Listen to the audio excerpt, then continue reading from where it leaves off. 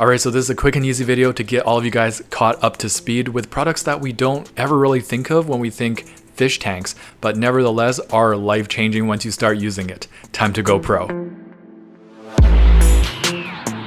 Having been in this hobby for the better part of my life, I feel like I know exactly the ins and outs of these secret products that nobody ever thinks about when they're trying to set up a new aquarium or are a beginner. And even pro fish keepers have a better time when they get these products that are not fish keeping related products, but they use them to improve their maintenance time, to improve their quality of life in all sorts of different ways. Now, you probably already know some of these and you probably heard me rave about them in my videos before, but hopefully there are a few that are going to be new to you. Starting off with a pretty basic one, absorbent towel. Now, I'm not too sure what makes this towel from Fluval so much better at absorbing water, but it really is. I've been using this and this is just my favorite, one of my favorite items in my whole fish room. It says Micro Tech, 80% polyester and 20% polyamide. So I guess look for those. This makes 100% difference. A good absorbent towel. Most people are like, Fluval makes great filters. I'm like, sure, but they make even better towels. Number 2, power bars. I can't tell you how many times I had to use 5, 6, 7D chests just to manipulate and cleverly rearrange my power socket availability options in my room because I've got so many cords and things going on that there's never enough power outlets to plug my utilities in. The heaters, the filter, the light, multiples of those. Air pumps. It gets wild and wacky real quick and I had to like heimerdinger my way out of a lot of those situations. And a lot of times, you know that horrible feeling when you just get home from doing the shopping, like getting that fish tank and everything, trying to set it up, and then you realize we don't have enough power sockets. We got to go back to Superstore, Canadian Tire to get more. Oh, great. Back into the car for another 20-minute drive there, 20-minute drive back. Stock up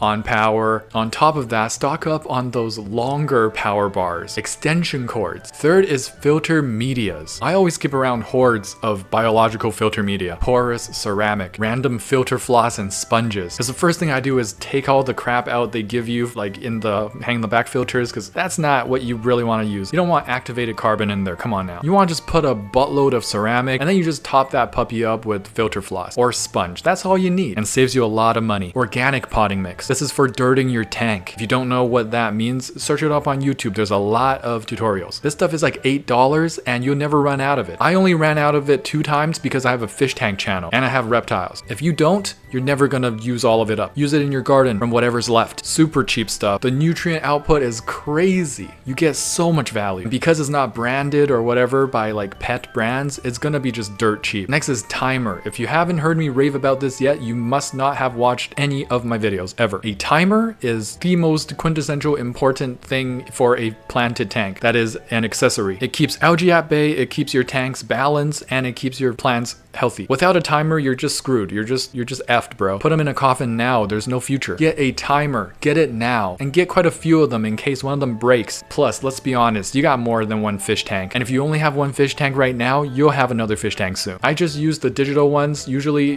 those make less noise than analog ones, so go for the digital ones if you can. 8 hours of lights on. Always start with that. Increase or decrease as you see fit later on. Bucket. A lot of people miss this actually, especially beginners. In the process of setting up their tank, they're flustered, they're looking for something to hold the water, and it's usually just not great, not the best option. They're using cups, they're using bowls, they're using maybe small buckets. Now, get yourself those big paint buckets. I'm always on the lookout for buckets. Just got buckets at home, bro. Half my hobby is collecting buckets. Helps with setting up, taking down, water changes, transferring, emergency housing, whatever you can name. Put it over your head if people find you offensive to look at. What? Chris, move on. Meat thermometer. That's right. To check the water temperature when you're doing a water change. When you're getting water from the tap, you want pretty much the same temperature or very close to it before you dump it all into your fish tank. Because if the temperature is too different, it could shock your fish. You don't want that happening. Not after you've taken care of the chlorine and chloramines. Don't forget about the temperature now. This is more of a beginner thing because as you progress in the hobby, you kind of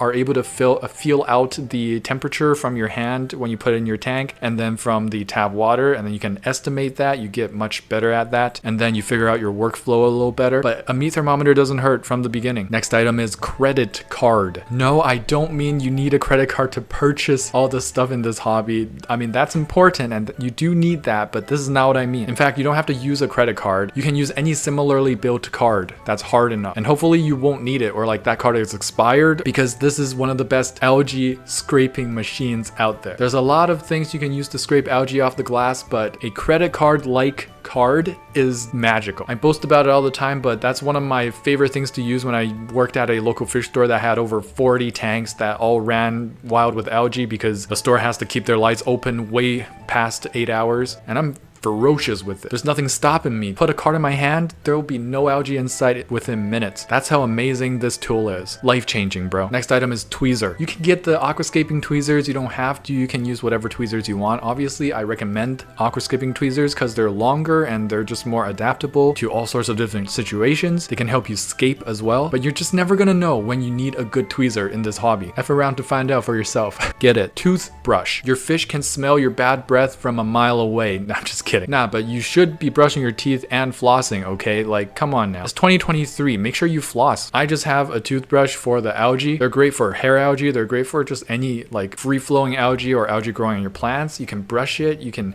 twirl it, and the algae gets sucked up like spaghetti. Like, you know how you're twirling the spaghetti and it gets sucked up from all different directions? That's kind of the same feeling you get. Pretty satisfying. You should try it sometime. All right, next, paintbrush. Kind of like tweezers, it could help you aquascape doing things with the substrate. There's definitely some aquascaping tools that are meant for that, but I feel like a good paintbrush with like a soft head, it kind of makes it even better.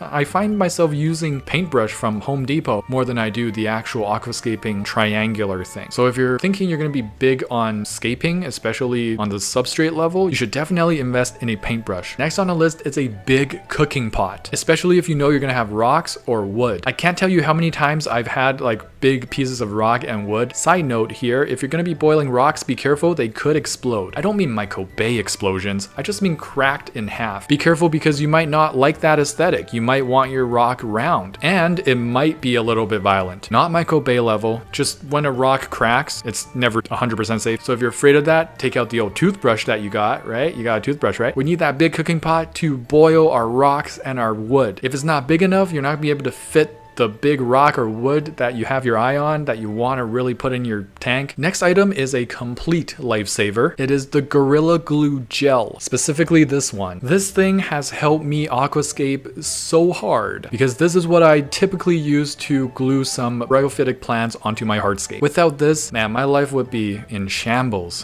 Where would I be without you, man? I'd be on the streets, bro. So if you know you're gonna be doing some of that, attaching plants onto wood and hardscape, make sure to grab some of this. A little bit expensive, but you know, quality of life things. Next item is a mister. No, not train, not Hey So Sister. I meant like a water mister. Honestly, I only got one because Rapashi's enclosure needs misting all the time and it makes it so much easier, like an automatic mister. But I also found out that during my aquascapes, when I put the plants and I attach the plants onto the hardscape, they tend to dry out. If you have a dry environment like I'm living in, then you should also definitely invest in one. And once aquatic plants dry out, it could shock them just to die. I've had one case where my Anubias dried out so much. This is before I started regularly misting the plant. It died out so much that it just died. It never came back once I filled it up with water and once the scape was done. That piece of Anubias just completely died just because it dried out during the aquascaping process. So once I attached it into the tank and I didn't fill up the tank yet, it died. So make sure you're regularly misting the whole tank as you are doing the aquascape. You don't have to get an automatic mister. You can splash water with your hands like this, but just something to have, especially if you already have a reptile. Next is a watering can. And I mean a good watering can that you selected, that you're comfortable with your hand, and that you actually like and enjoy because you'll be using it a lot. Top-ups for water changes, especially if your tank is not that big. Because imagine just using the bucket and pouring all that water into the bucket. Whatever aquascape you have, ruined. Don't even think about it. It's like you didn't even aquascape. And the fish is doing one of these.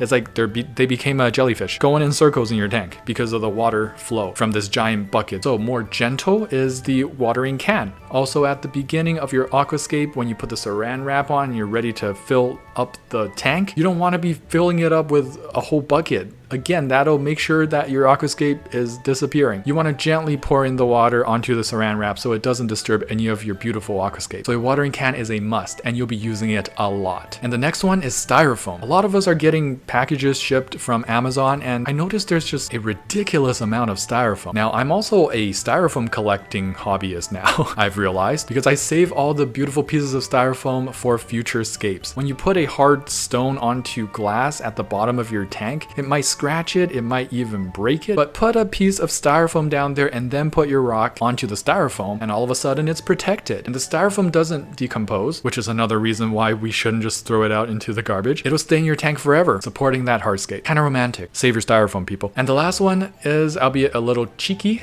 patience. You wouldn't believe, man, how many people are impatient in this hobby, especially beginners. Now, there's a lot of people, I would say most people, when they want a fish tank, they get it the same day they had the inception of the idea. And what's more is they assume that they can just, it becomes a fully functional fish tank just the day of. Like, you want a fish tank at 7 p.m, you get one at 7:30 and it's up and running with a bed of fish in it. No, bro, this is not a pizza. You can get a pizza when you want a pizza. You can get a haircut when you want a haircut. They're still open, but not a fish tank. A fully functional fish tank shouldn't just be finished in the same day that you wanted a fish tank. You need more patience than that. There are exceptions where, like, if you have a lot of fish tanks and you can take things, you can take beneficial bacteria from, that drastically speeds up the progress of setting up a new tank. But if you're a beginner and you don't have any tanks, it's gonna take a while for that cycle to finish. Okay, so I realized this video wasn't very short and it kind of dragged on, but hopefully you guys learned something. If you have some recommendations of your own that I did not think of, please change my life as well in the comments. I'll see you guys there. If you enjoyed this video, please smash that like button. I'll see you guys next time. Don't forget to get your hands wet. Tetra, tetra, tetra, we in a spot, coming in hot. Ventral fin dot, acclimate that. With my shoal at, clear my fin rod from Cariciformes to Paracharodon. Hold on, there's not another fish that you can wish for. Lit fam sus, I finna one. I finna gone 3 days without furt. I'm an addict, like fanatic. I'm a baddest, no tabs, only dirt. My Corey gang so loyal, black tetra go skirt. We came to play, came to silence. Gang.